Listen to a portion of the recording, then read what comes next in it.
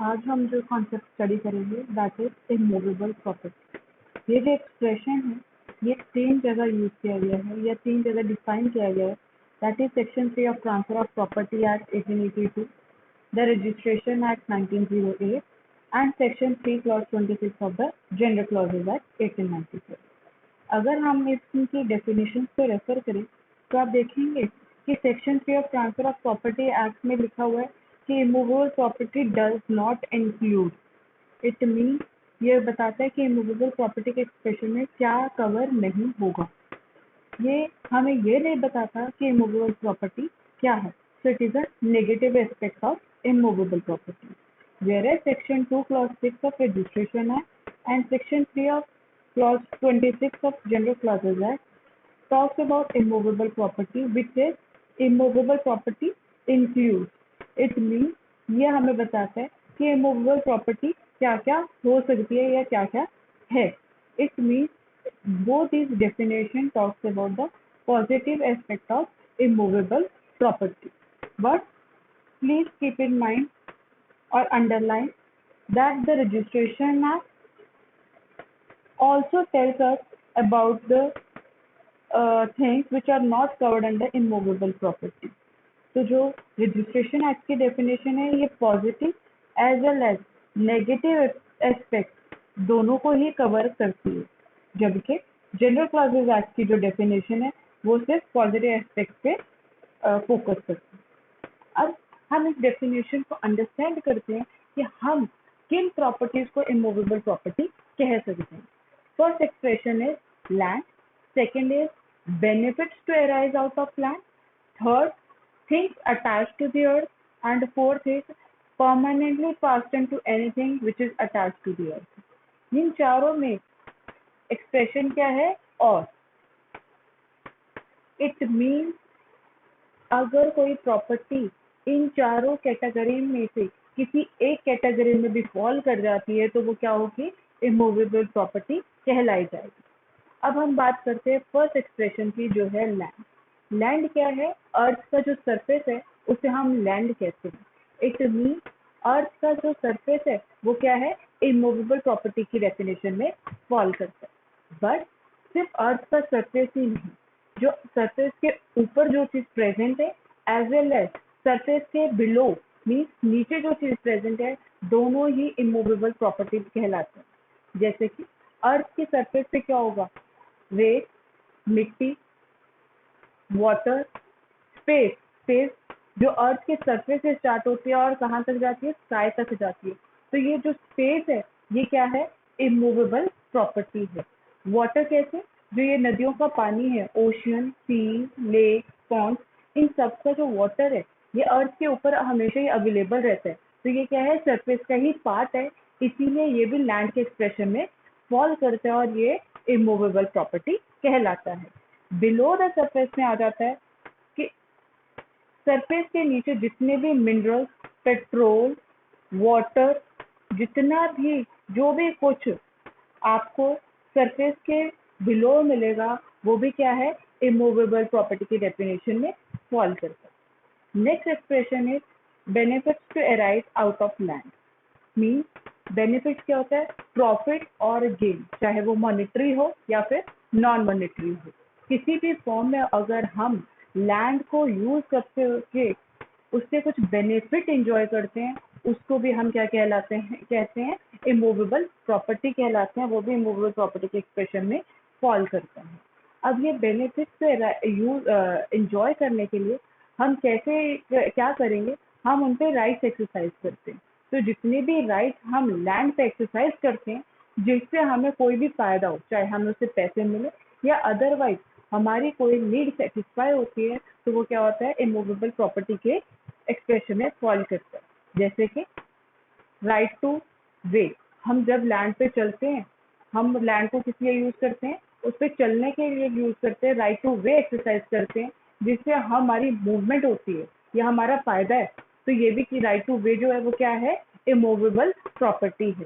Similarly land पे जो light आ रही है, जो एयर आ रही है, हम लैंड पे क्या कर रहे हैं, उस एयर को और लाइट को एंजॉय कर रहे हैं, तो वो भी क्या है, इमूवेबल प्रॉपर्टी है।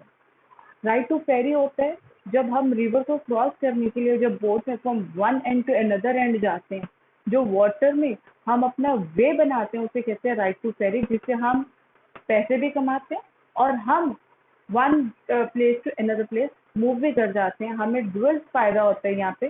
तो इसीलिए राइट टू फेरी भी क्या है, इमूवेबल प्रॉपर्टी है। अब जब पॉन्ड्स में, लेक्स में हम फिशिंग करते हैं, उस फिश को पकड़ के उसको हम खाते भी और बेचने के भी काम आता है, तो हम दो फायदे उठाते हैं। तो जो राइट टू फिशिंग है जो कि हम लैंड में करते हैं, लैंड पे नहीं, हम कहेंगे हम तो वाटर में करते हैं। वाटर जो है वो क्या है, इमूवेबल प्रॉपर्टी है। अभी हमने कहा क्योंकि वो लैंड के एक्सप्रेशन में फॉल करता है, तो उस पे एक्सरसाइज होने वाला राइट जिससे हमें फायदा हो रहा है वो भी क्या होगा, इमूवेबल प्रॉपर्टी होगा। तो right to fishery, right to ferry, right to light, right to way are all covered under the expression immovable property. ये एग्जॉस्टिव लिस्ट नहीं है, इसके अलावा वो सारे राइट्स जो हम लैंड पे एक्सरसाइज करके कोई बेनिफिट है जिससे हमें मिल रहा है, वो सारे ही इमूवेबल प्रॉपर्टी में फॉल करेंगे। Next is things attach to the earth. Attach means अगर हम इसका लिटरल मीनिंग देखें, डिक्शनरी मीनिंग देखें, अटैच होता है जो जुड़ा हुआ है, जो धरती से जुड़ी हुई चीजें हैं वो भी क्या है, इमूवेबल प्रॉपर्टी कहलाई जाती है। Earth means the surface of the earth. तो हम देखते हैं कि ये जो एक्सप्रेशन है, ये जो है section 3 of transfer of property act में डिफाइन किया गया है। और इसमें क्या है, दो तरह से अटैच हो सकती है चीजें। या तो वो रूटेड होनी चाहिए, मीन्स जिनकी रूट्स होती हैं वो धरती में होनी चाहिए और वो रूट्स के द्वारा ही सरफेस से अटैच। कोई भी ऐसी चीज जिसकी रूट्स हैं और वो धरती से अपनी रूट से अटैच्ड है, तो हम वो उसको भी क्या कहेंगे, इमूवेबल प्रॉपर्टी कहेंगे। जिसमें क्या कवर होता है, trees, plant, grass, crop, because in सबकी रूट्स होती है और ये धरती से थ्रू देयर रूट्स अटैच होते हैं, इसीलिए ये भी क्या है, इमूवेबल प्रॉपर्टी की डेफिनेशन में फॉल करती है। Another is embedded. एम्बेडेड होता है अंतर्निहित या फिर कुछ ऐसा पार्ट जो धरती के अंदर गड़ा हुआ हो, जो धरती के अंदर प्रेजेंट हो कुछ पार्ट, उसको हम कहते हैं एम्बेडेड। इसमें हम किनको कवर करते हैं, बिल्डिंग, जो स्ट्रक्चर्स होते हैं, चाहे वो इंडस्ट्रीज हैं चाहे घर है, जो कोई भी बिल्डिंग हो या स्ट्रक्चर हो, पोल, पिलर्स, क्योंकि इनके जो हम फाउंडेशन है वो धरती के अंदर लगाते हैं, वो अंदर गड़ी हुई होती हैं। कुछ हिस्सा घर का क्या होता है, बिलो द अर्थ होता है। दैट्स वाई ये भी क्या है, इमूवेबल प्रॉपर्टी का पार्ट है, इमूवेबल प्रॉपर्टी के डेफिनेशन में फॉल करते हैं। बट आप यहाँ देखेंगे कि जो रूटेड के एग्जाम्पल्स हैं उसको मैंने ब्लू कलर में कवर किया हुआ, ब्लू कलर के सर्कल किया हुआ है। हाँ जी, वो इसलिए किया हुआ है क्योंकि आप इसमें कुछ एक्सप्रेशंस हैं जो पढ़ेंगे तो आपको नोट करेंगे कि ये एक्सप्रेशंस को रजिस्ट्रेशन एक्ट की डेफिनेशन और अगर हम ट्रांसफर ऑफ प्रॉपर्टी एक्ट की डेफिनेशन को रेफर करें वहाँ पे तो ये एक्सक्लूड कर रखते हैं। तो यहाँ पे क्यों हम इन्हें इमूवेबल प्रॉपर्टी कहते हैं? हाँ जी, ये इमूवेबल प्रॉपर्टी का पार्ट नहीं है, हम इन्हें इमूवेबल प्रॉपर्टी नहीं कहते due to section 3 of TPA and section 2 clause 6 of registration act. वो इसलिए क्योंकि हमने अब हम पढ़ेंगे कि हम इन्हें क्यों इमूवेबल प्रॉपर्टी नहीं कहते। बिकॉज इनको लगाते टाइम, जब हम कोई क्रॉप लगाते हैं, ग्रास लगाते हैं या कोई हम वेजिटेबल्स वगैरह लगाते हैं, लगाने वाला जो प्लांटर होता है उसकी हमेशा क्या इंटेंशन रहती है, उसकी इंटेंशन होती है कि जब भी ये ग्रो करेगा, जब भी ये बढ़ जाएगा उसको काटना। तो क्रॉप, वेजिटेबल्स जो हैं हम इनको लगाते ही तोड़ने की इंटेंशन से, इसीलिए हम इन्हें मूवेबल प्रॉपर्टी की डेफिनेशन में फॉल नहीं करवा। जब हम टीपीए और रजिस्ट्रेशन एक्ट की डेफिनेशन पढ़ते तो एक्सक्लूजन में एक और वर्ड यूज किया गया, दैट इज टिम्बर। टिम्बर होता है वो पेड़ जो कि जिसकी लकड़ यूज की जाती है फॉर मेकिंग फर्नीचर। तो टिम्बर मीन्स जो वुडन पर्पस की इंटेंशन से जो ट्रीज ग्रो किए जाते हैं ताकि हम उनको जब वो बड़े हो जाए उनको काट के उनकी लकड़ फर्नीचर पर्पस के लिए यूज करें, उन्हें हम टिम्बर कहते हैं।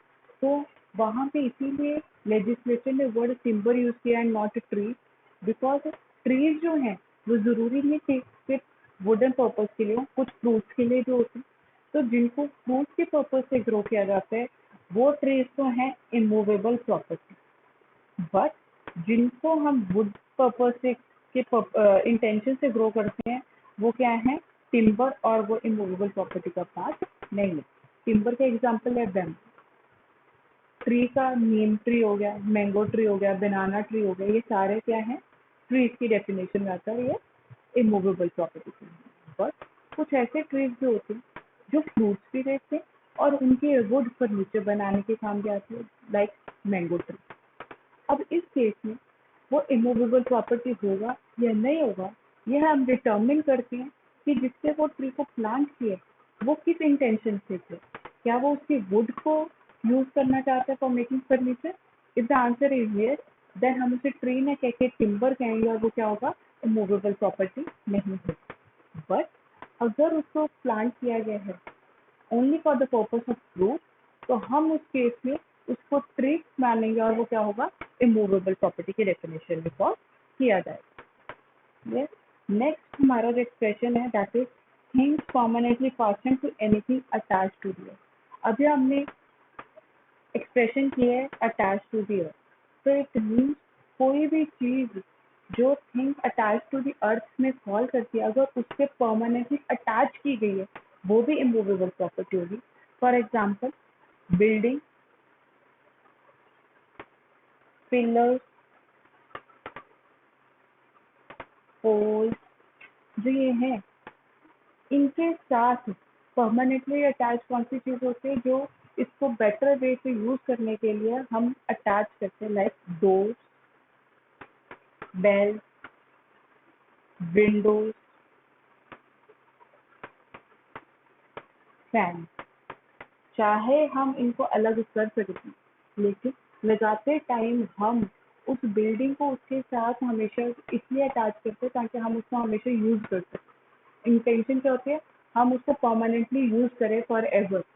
इस वजह से जब तक ये बिल्डिंग के साथ अटैच हैं, उसके साथ जुड़ी हुई हैं, तब तक डोर्स, बेल, विंडोज और फैन जो हैं वो सारे ही क्या माने जाएंगे, इमूवेबल प्रॉपर्टी माने जाएंगे। The moment we separate them और segregate them from the building, तो वो क्या बन जाएंगे, उनकी नेचर चेंज हो जाएगी और वो मूवेबल प्रॉपर्टी बन जाएंगे। पर जब तक वो बिल्डिंग के साथ अटैच है तो क्या हो जाएंगे, इमूवेबल प्रॉपर्टी की डेफिनेशन में फॉल